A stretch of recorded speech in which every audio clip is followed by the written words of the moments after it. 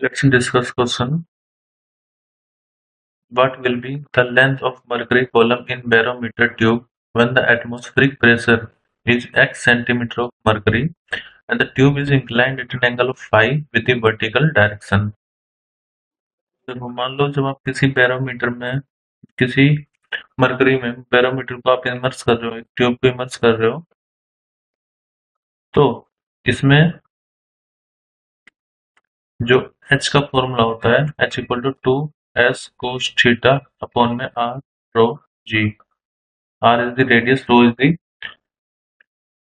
density, g is the acceleration due to gravity, s surface tension होता है और theta होता है एंगल ऑफ कॉन्टैक्ट। फिलहाल इस फॉर्मूले से हमें जरूरत नहीं है, इसमें डायरेक्ट बोला गया हुआ है कि what will be the length of mercury column in barometer tube when the atmospheric pressure is x centimetre of mercury and the tube is inclined at angle phi with the vertical direction. यानी कि जो atmospheric pressure यानी कि जो length है यहाँ पर वो ऑलरेडी हमें x सेंटीमीटर गिवन है। ठीक है, तो आपको बताना है कि अब जब आप उसको इंक्लाइन कर दोगे तो मान लो यहाँ पर मरकरी इतने लेवल तक भरा हुआ है, जब वो सीधा था x सेंटीमीटर तक, जब आप उसको इंक्लाइन कर रहे हो तो एंगल कितना हो गया 5। तो लेट जब आपने इसको इंक्लाइन किया, पहले ट्यूब इस तरह से थी, अब वो इंक्लाइंड हो चुकी है 5 एंगल से, ये एंगल हो गया 5। तो अब जो एल डैश होगी वो हमें फाइंड करनी है। देखो अगर मैं यहाँ पर एक राइट एंगल ट्रायंगल बनाऊं तो ये हो जाएगा बेस, ये हो जाएगा हाइपोटेनियस, ये परपेंडिकुलर।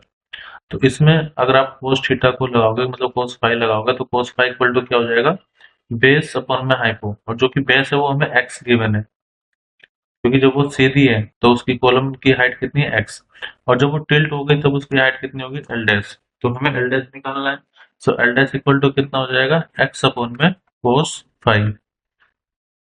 तो करेक्ट आंसर होगा ऑप्शन बी।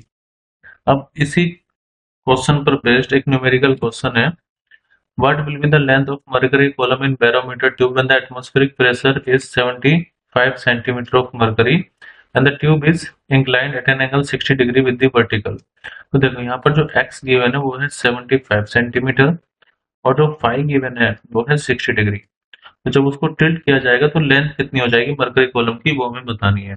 तो अभी हमने फॉर्मूला टाइप करा L dash equal to X upon में कोस फाई। एल डैश मतलब न्यू लेंथ, एक्स मतलब जो नेचुरल उसकी लेंथ है, अपॉन में कोस फाई। तो एक्स है 75, कोस 60 डिग्री की वैल्यू कितनी होती है 1/2, टू जाएगा यहाँ पर तो एल डैश कितना आ जाएगा 150, यानी कि 75 इंटू 2,